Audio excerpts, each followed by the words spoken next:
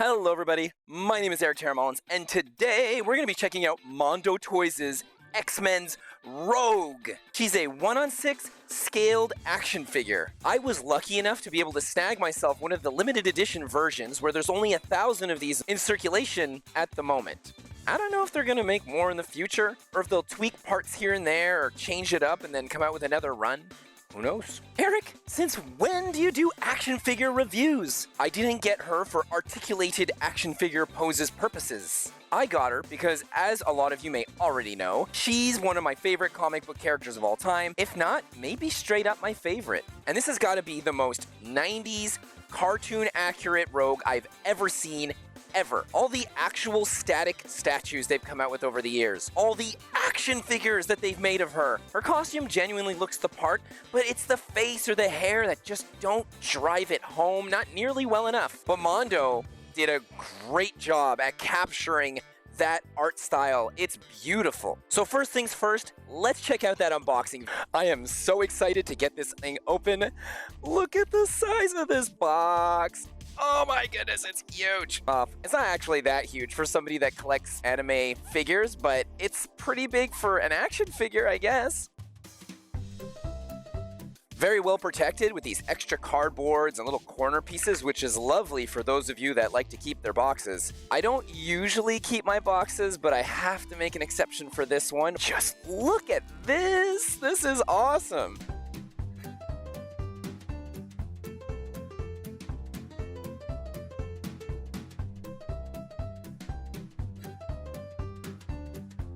Thing to mention is that there's like a kind of like a damage in the box here, like a huge dent all across here as if it had been opened improperly. So I don't mind so much because I don't really collect boxes and I'm going to take her out super quick, though I do plan on keeping this thing.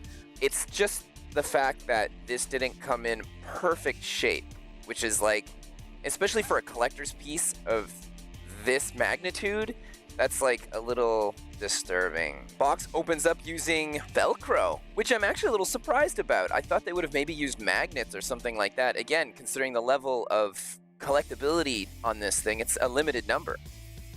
Oh my goodness, that's a very nice window. On the inside here, we have like a fun little description of the character. I love how they put like the comic book thing up at the top here where it says Mondo, number 6 for their 6th character. It says 2023. I mean, aren't we 2024 at the moment? Well, maybe it's based off of when they had made the production to this. They weren't exactly sure if they were going to come out with her sooner or later. Gonna break that seal now. Ah, the collectability. How could you, Eric? No! This gal is gonna get displayed on my shelf next to my computer and probably be there the rest of my life. Well, just upon taking her out, I'm a little nervous. It looks like she's broken. As you can see down here, her foot is completely on its side. I'm hoping it just fell out and that it's not actually snapped, because that would be really sad. Inside the box, you actually get all these really cool little stills from the X-Men 90s animation. It looks pretty cool. I'm used to there being tape on these things. In Japan, they always do that because sometimes you can get runoff from the figure. And I did. You can see right here, I don't know if we can zoom in, I might take a picture, but the paint actually got smeared up against the plastic. Yeah, it's on her hair, like it's a little damaged. Okay, well, that's unfortunate. They probably should have put the exclusive heads in little plastic bags like the rest of the figure. This Sentinel base is what really got me. Whew, that plastic smell. Oh my goodness. Strong with this one. Lovely how these ones came in an extra little plastic casing. This is a cool hand. She comes with so many accessories. So I gotta admit that despite the box kind of looking, well, the box looks pretty nice. I'm not particularly fond of the way they packaged some of these things, like the way that the stuff are underneath. I'm used to getting anime figures. Their box is done with such care and such professionalism in their designs for the most part, especially the higher end ones, so that you won't damage any of the figure and you won't get too much paint runoff. Of course it happens sometimes. It's just that also I'm not particularly a fan of how they just taped all this stuff underneath. Why didn't they just have like another little layer of plastic with it all plugged in, kind of like these heads right here? This is safe, and this is awesome. Having them just kind of juggle around in there is how you get little scratches and dings, unfortunately. Ankle's not broken, it was just really badly twisted. My gosh, her head is so, wobbly. Maybe it's not, like, pushed in completely? She's quite the smooth criminal. Take it away, Review Eric. We are done here. She comes with this base plate right here, and this thing is like, I don't even like when my statues have boring black round base plates. With that little hip twist connecting piece to be able to hold her in place. I don't know how good the nubs are here. I'm kind of scared that they might actually mark the plastic, much like the issue that their She-Ra had back in the day. But I don't have to take that kind of risk because I was lucky enough to be able to get this amazing base plate. This thing is so cool. It looks so beat up. There's scratch marks, there's indentations of fists all into this thing. It is just fabulous. Looking at it from the front, the paint job has that cell shading look, and it's the same color schemes that you would expect to find from the Sentinels from that cartoon series. We get some sweet illustrated scuff marks here and there with the scratches and the cross-hatching to imply damage or just detail. The one glowing eye is really cool. There's these cute little McDonald's French fries popping up every now and then, which symbolizes the electricity that's coming out of this robot's face, but it is very reminiscent of the cartoon and the electricity that they would kind of illustrate in it. The neck part really looks like it was pulled out nicely, and we have all the wiring that's kind of going all over the place. Some of the wires here, we get a bit of paint runoff, as well as the paint not necessarily covering the wire completely in certain areas. Tubing at the end of these giant plugs that have been ripped off would have been nice if we had like a drilled in hole. They seem to have done a bit of painting to make it look like there might have been something there. It's not perfect, but I'm not going to knock it too much considering the price that it cost for just the headpiece here. But I'll get into that at the end. Then we have the grooves here where her left foot goes in, and this thing looks like it's just been completely crushed, melted. The smoke effect that we have looks really nice. This whole thing is really thick, heavy plastic. The middle smoke area that we have here, you kind of see the seam line just like a little bit, but it's not too bad, not that noticeable when put on a shelf. We get the crown that goes around the forehead of this Sentinel and is all mashed up and warped. It's just really cool. Her right foot tabs into this location here, and it's nice. It looks like it's pretty damaged up too. We get some metal chunks coming out. I probably would have liked to see maybe some wiring, maybe some computer motherboard style pieces coming out of here. But just bruising and indentation is still pretty cool. The third puff of smoke has a bit of paint runoff that goes onto it from the Sentinel head. From the back, I do think that the idea of having it go over some of the head is nice, but at the same time, because the plastic is so thick, it looks like it was tacked onto it rather than smoke that's coming out of it. Underneath, it's really thick, and we actually have a bunch of plastic solidifying bars going all across it, really to drive the weight of this helmet piece home. But it's good that it's got this kind of weight because it's holding Rogue, and Rogue is a little bit hefty herself. There aren't any hollowed out or gap areas on this kind of a figure, so it makes sense that they would want the base to be a little weighty. One thing I absolutely need to mention about the two spots where her feet peg in is that this should have been a real peg. There should have been a hole under both of her feet, or at least one of them, that pegs into a metallic peg that goes into this head. Because of the fact that it's not like this, you end up having to squeeze her feet into these specific grooves, which are not particularly solid. Because of how malleable the plastic is, over time, I don't know how well this head is going to hold her up. I feel like she could easily just fall out. Then again, the plastic really has this kind of expanding kind of feel to it that I could almost think that maybe it would just stay in really well as long as you don't play with it too much. Another worry I have is every time you're shoving in her feet and her heels into this thing, I don't know if it's going to actually scratch up or remove some of the plastic over time doing this. This is something that doesn't bother me, however, because I plan on keeping her in this pose for a pretty long time. Her feet are pretty nice. The heels that she has at the end of her boots are thick, and I like that. We got that Mondo logo underneath. You have all sorts of rocking side to side, front to back motion with them, and the yellow of these boots is really a nice yellow. I got a seam line going across the inside of her right leg, while the left leg is totally fine. We get a bit of highlights and some shading here in a cell-shaded manner, so it really reflects the artwork and coloring done in the cartoon.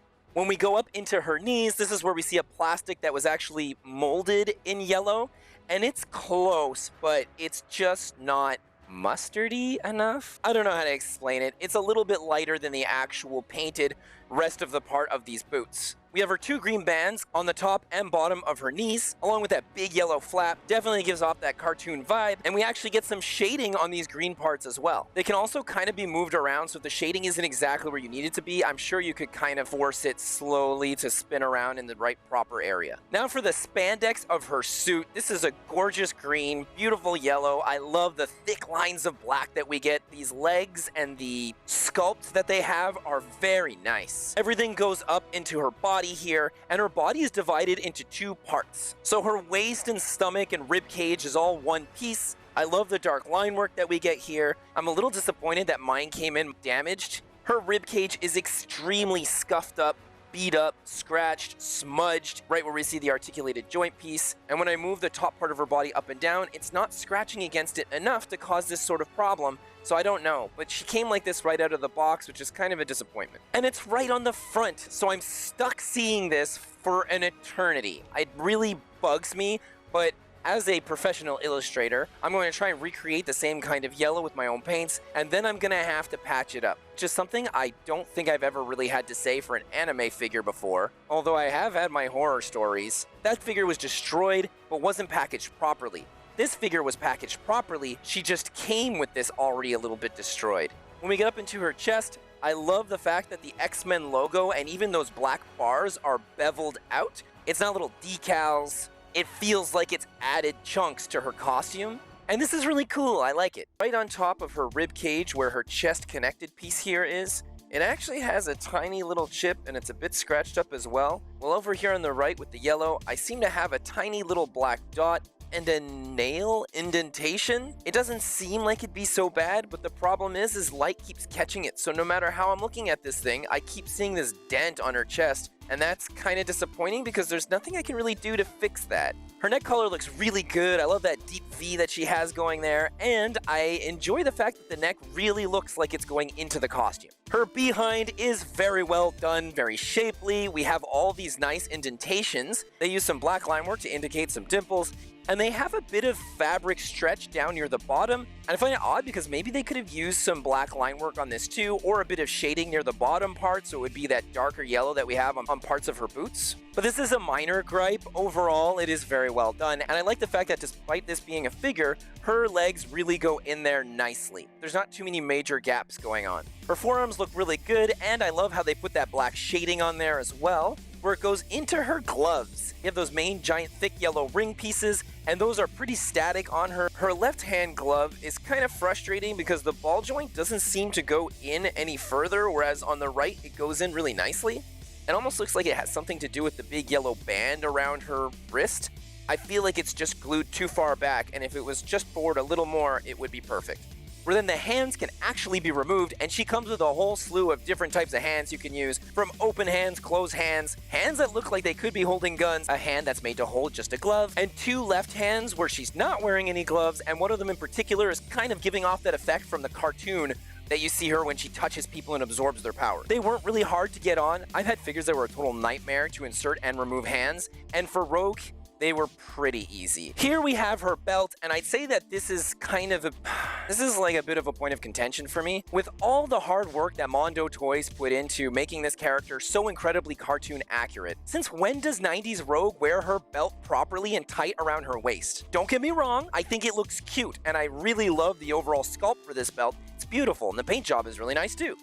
I love all the pouches from the 90s. It's just something I enjoy. This should have been a much larger belt, and it definitely needed to hang off of the side of her body. If Japan's gonna put it on their 2 Kotobukiya anime figures, an American company should not have missed that. In their box art, they have it on an angle, but even then, it's not really on an angle. It's her body that's on the angle. So I think that they should have just done a little bit of a better job with the belt by making it a lot larger. Her bomber jacket is absolutely fantastic. I love the look to it. You can actually move it a little bit and see your suit somewhat underneath it. However, don't try and remove it completely because it's not made to come off. You probably break her if you try to. We get some great cell shading and highlights across this as well, with some beautiful line work to really make it feel like an illustration from that cartoon. She's sporting that sweet X-Men logo on both sides of her sleeves, and they're not particularly super well painted on there. I love how the jacket is actually not interconnected from the back, seeing it not follow the curves of her back the whole way down. It's so Rogue and so lovely. Her face face is really nice, very soft, the lips are well painted, the whole thing is nicely sculpted. Despite loving her static face so much, her eye is ever so slightly not centered properly. This is so annoying! It's not as bad as it could have been, but it's still kind of off by a bit, and this is the face I like the most? So, I don't know. This isn't really something I can fix with my painting know-how. She has strong, stern eyebrows, and they really feel that animated series 90s style. She has her black bandana, and this could have benefited from maybe 1 or 2 highlights, so it felt a bit more three-dimensional along with the rest of the highlights and shading we have on her. It's a shame that they didn't put any here. The sculpture for the hair is phenomenal. I love how they did it. It's really 90s Rogue. It's so poofed out and large that it actually makes her head look bigger than it really is. Despite the sculpt being fantastic, I would have put a bit of shading throughout the white part, kind of like they have everywhere else on the figure. And the highlights that we get on the brown part are good, but not super well executed. From a distance, it looks nice. Up close and personal, a little less. You do see quite a few of the mold lines here and there, especially on the sides of it, but overall, I do think it looks pretty good. Now, this limited edition comes with 4 extra heads, the first one being this Cyclops laser head, and I do think this is really cool. It's nice to see Cyclops getting a little bit of love instead of Wolverine. I'm looking at you, Kotobukiya. Whoa, hold on, I still love Wolvie, it's just he's flipping everywhere. Plus, these laser eyes is reminiscent from the first episode, so I think that's really cool. The hair is pretty much the same sculpt on all these figures, and all of them kind of have that same issue with the mild little mold line at the top, and even some of the attachments here and there of the different layers of hair being glued together. The angry face Rogue does look pretty nice, and unfortunately for her angry face, some of the paint actually rubbed off in the packaging. I'd spoken mildly about it in the unboxing. I'm not used to seeing so much teeth on my figures because I collect anime ones, but it seems realistic and fairly good. I would have liked if they put a bit more red closer to the top of the lip. But otherwise, this is a decent head. Winky face is so beautiful. I really like this one. I was on the edge of actually using this head as my main head for her. Who knows, maybe I'll switch it down the line. Then we get this random goth girl's head. Now, obviously, it's X-Men Evolution's Rogue, who is an incredibly well-developed Rogue. You could imagine you could make a totally different character, but still respect all the source material, and everyone would love them just as much as the classic. X-Men Evolution Rogue's head is very nice. I do find that the vertical raise on her hair goes up maybe a little too high towards the back, but I'm such a huge fan of this Cleopatra-style haircut. The shading that they put on this is super anime, very X-Men Evolution art style. Her black lipstick actually has shading as well, where the top lip is darker than the bottom one. The eyes look perfect. They're not googly or slightly off. They're very well placed. This is a beautiful head, and I wouldn't be surprised if they released a Rogue from this series one day in the future. If you do, Mondo, I'm probably gonna get it. I love the emotional conflict that we got from this goth Rogue. Upon her release, the limited version was going for 235 USD, while the standard version goes for 210. What the heck, Mondo? That implies that you're charging 25 bucks for this base plate, the extra heads. I don't really mind so much for the heads, but this base plate is so epic.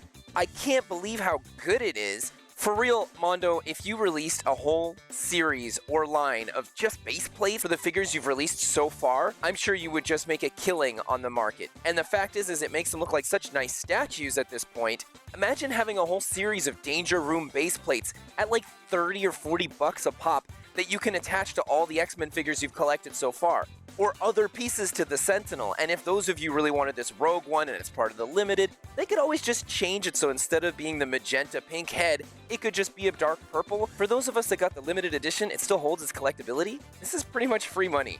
She comes with so much accessories and so many awesome little things that at her price point, I would say she's definitely worth it. She's got a good weight to her, and she just is awesome. I find that this figure has a lot of little QC issues all over here and there, and despite this being really frustrating for somebody that collects anime statues, where blemishes at this kind of level is pretty rare, I still find myself really loving this figure, and it's because the whole pose with the base looks like an illustration from that amazing 90s cartoon show. Every couple of years, I always find myself drawing a new picture of Rogue, and when I knew that this one had been shipped out, I totally drew one during my lunch break at my job on a piece of recycled wood. I went way over the top by making her hair super crazy. Kind of makes me think of Garnet from Steven Universe. I'm going off topic. Currently on the secondary market, I think she's going for around $500 and up. That is as of June 2024. Do I think she's worth that much? Oh my goodness. If Mondo Toys had released this figure at that price, I would have expected not a single flaw on this figure, and all of them should have came with this base plate 100%. The concept that they made a base plate for her in the first place, a total win. Mondo, all of your figures should come with base plates that are this nice. It's something that is severely lacking from most action figure collectors. And let's be honest, most of us are just going to place them in static positions and leave them there like a statue in the first place. The best thing about having articulation is that you can put it in the pose that you really like the most. Their She-Ra figure has more articulation than this Rogue does. However, she has a problem where she can't stand properly. If they put a hole under her foot and they gave me a nice base with a metal peg, this would be amazing. Because when you put work in the base plate for your figures, that's when you start to create more than just an action figure on a display. It starts to look like a piece of artwork, which is exactly what this figure is trying to achieve in the first place with its art style and its coloring. If I wasn't lucky enough to have gotten the limited edition, would I have still gotten the regular Rogue that Mondo is selling? Absolutely. As I don't know how many times I've mentioned, I freaking love Rogue. She's one of my favorite characters of all time, and she looks so much like the cartoon, and that was my favorite one back then. Just such a badass, while being such a sweetheart and having so much emotional conflict that in a way I could oddly enough relate to. That she's like super pretty and I love her accent.